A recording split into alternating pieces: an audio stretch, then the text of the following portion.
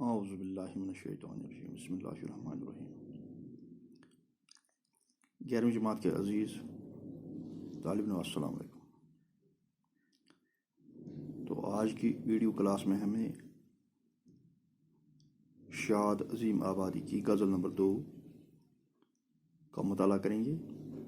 اگر آپ اپنی کتاب یعنی ٹیکسٹ بک کا پیج نمبر 134 نکالیں گے تو ہم یہ غزل پڑھیں گے۔ غزل نمبر 2، شاد عظیم آبادی۔ اس کا مطلع پہلا شعر ہے: تمناؤں میں الجھایا گیا ہوں، کھلونے دے کے بہلایا گیا ہوں۔ یہ اس کا مطلع ہے اس غزل کا۔ ہوں اس کوچے کے ہر ذرے سے آگاہ، ادھر سے مدتوں آیا گیا ہوں۔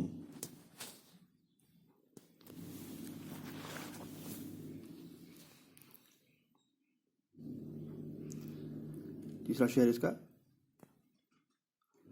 دل مضطرب سے پوچھ اے رونق بزم، میں خود آیا نہیں لایا گیا ہوں۔ دل مضطرب سے پوچھ اے رونق بزم، میں خود آیا نہیں لایا گیا۔ نہ تھا میں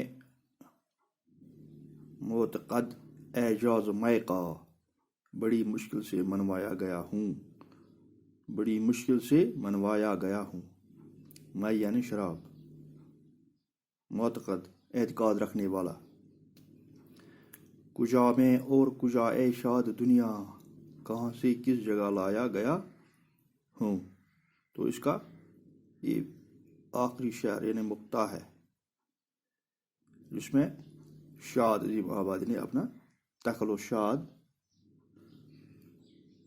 کا استعمال کیا ہے۔ تو شاد عظیم آبادی پہلے شعر میں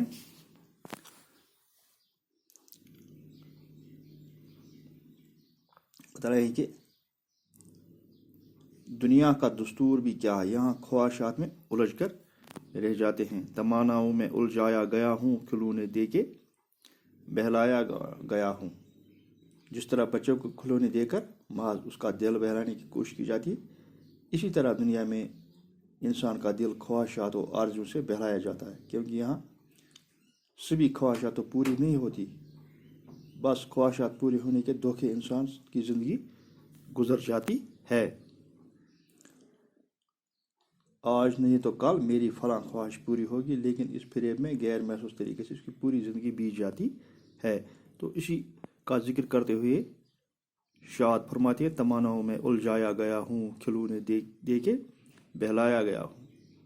تو دوسرے شعر میں: ہوں اس کوچے کے ہر ذرے سے آگاہ، ادھر سے مدتوں سے آیا گیا ہوں۔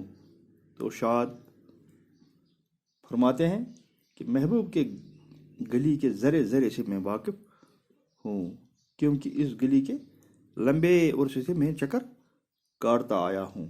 یعنی کہ مجھے بہت عرصہ ہوا اس گلی سے گزرتے ہوئے۔ گویا شاعر عشق کے نشیب فراز سے بخوبی واقف ہے، اس میدان میں کافی تجربہ رکھتا ہوں، اسی لیے کہتا ہے ہوں اس کوچے کے ہر ذرے سے آگاہ۔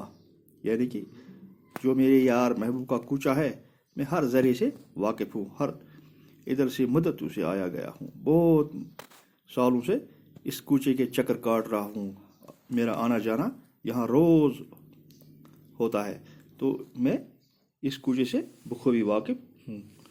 تو تیسرا شعر، یہاں میں ایک بات آپ کو بتانا چاہتا ہوں کہ غزل کا ہر ایک شعر الگ اکائی ہوتا ہے۔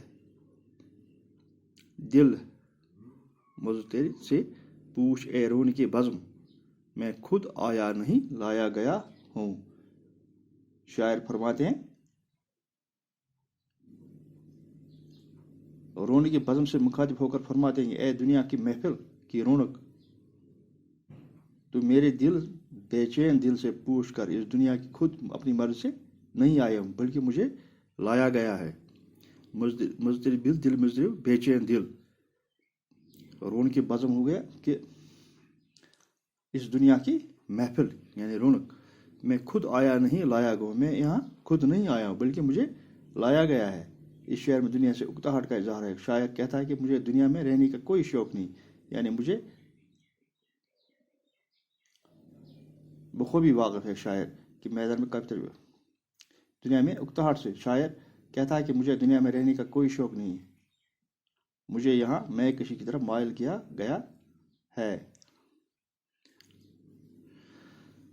न था मैं मोतक़द एजाज मैं का, बड़ी मुश्किल से मनवाया गया हूँ। तो शाद इस शायर में फरमाते हैं कि मैं शराब के मौजे और करिश्मे से पर एतकाद नहीं रखता था, लेकिन मुझे शराब नोशी के लिए बहुत मुश्किल से मनवाया गया है। मैंने मुश्किल से मैं किसी की तरफ मायल हुआ। तो आखिरी शेर इस गज़ल का मुक्ता, गज़ल नंबर 2। कुजा मैं और कुजा ए शाद दुनिया, कहाँ से किस जगह लाया गया हूँ। तो इस शेर में आखिरी शेर में मुक्ता में शायर यानी कि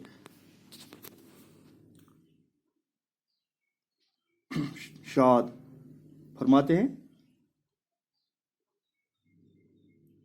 शायर अपने आप से मुखातिब फरमाते हैं कि मुझे दुनिया रास नहीं है, कहाँ मेरी तबीयत और कहाँ दुनिया का चलन। अफसोस कि इंसान दुनिया में आने से पहले किस आराम में था। यहाँ इस जगह का जिक्र किया गया। हज़रत आदम जन्नत में सुख की ज़िंदगी, चैन की ज़िंदगी गुजार रहा था और उससे खता हुई तो उसे जन्नत से निकाल दिया गया, दुनिया जैसी ख़राब जगह पर आना पड़ा। मेरे लिए तो ये जगह किसी तरह भी मुवाफिक नहीं है।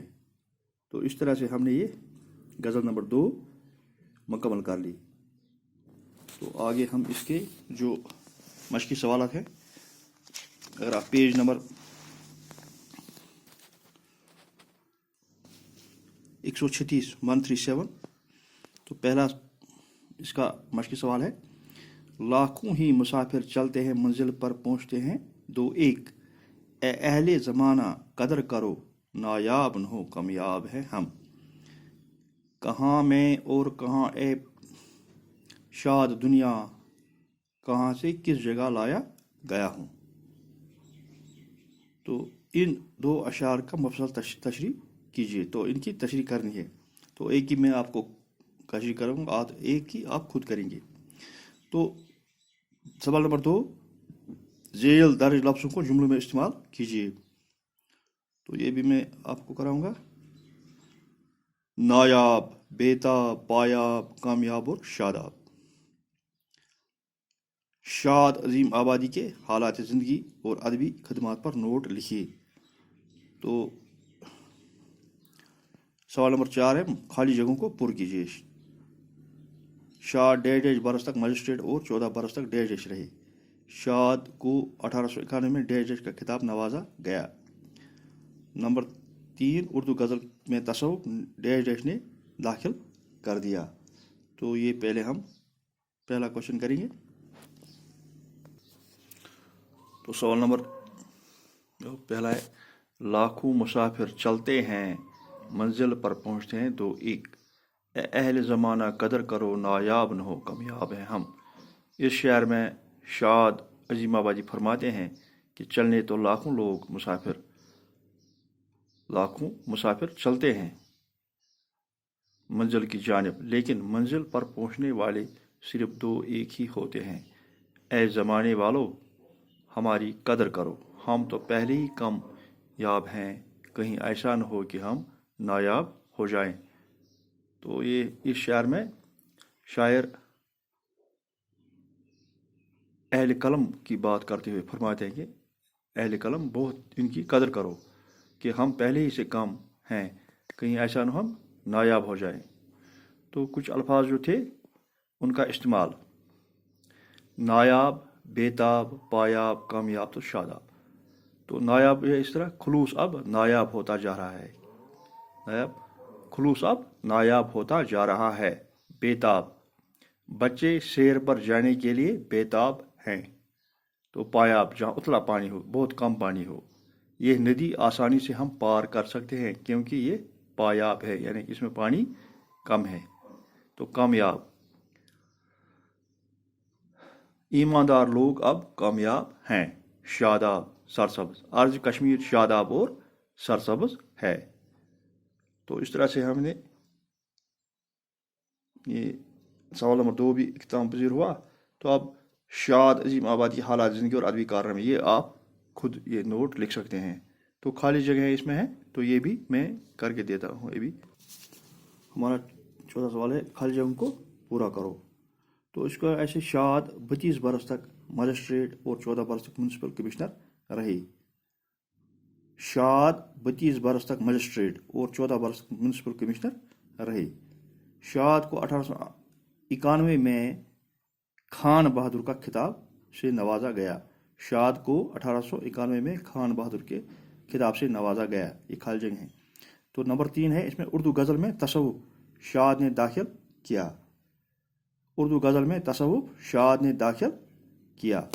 تو اس طرح سے ہمارا یہ جو شاد عظیم آبادی کی 2 غزلیں تھیں اور ان کی مشقی سوالات یہ مکمل ہوئے۔ تو آپ شاد عظیم آباد کی حالات زندگی اور ادبی کارناموں پر ایک چھوٹا سا نوٹ لکھ سکتے ہیں، اور ایک شعر اس کی تشریح کریے، کہاں میں اور کہاں ایک شاد دنیا، کہاں سے کس جگہ لایا گیا ہوں۔ تو اس کی میں نے غزل میں تشریح کی ہے، آپ یہ خود لکھ سکتے ہیں۔ تو امید ہے کہ آپ یہ اپنی کاپی پر نوٹ کریں گے تاکہ وقت ضرورت آپ کو کام آ سکے۔ باقی وسلام۔